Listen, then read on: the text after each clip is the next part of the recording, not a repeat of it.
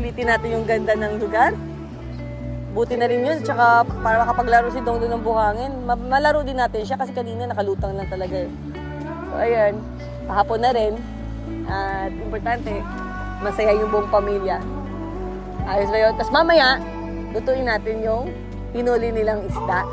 Ayun. Mag-fish party tayo kasi ang dami natin fish. Okay? Alright, samahan nyo kami. Tara, laro tayo. Ayun yung mga ano niya, balahibo niya. Naiwan? Ay, naku. Naigat ako, mamen. Ayan o, nakikita nyo. Ayan o.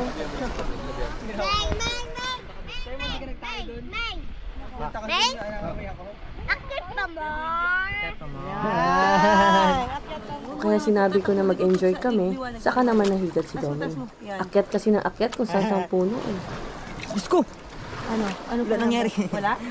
Totoo? Lapit ka nga. Siyempre, kakalapog lang. Ay ko. O ba't aray Wait ko? lang, parang maluluto yung balat ko. Ha? Yan kasi, makulit kasi si Meng. Bakit? Kanan kasi guys, kasi kaya nasukatan siya kasi makulit kasi si Meng guys. Kasi nung gipatuloy siya ayaw niya. kaya makulit siya. Kaya nasukatan tuloy siya. Yan na naman. But I love you, Meng.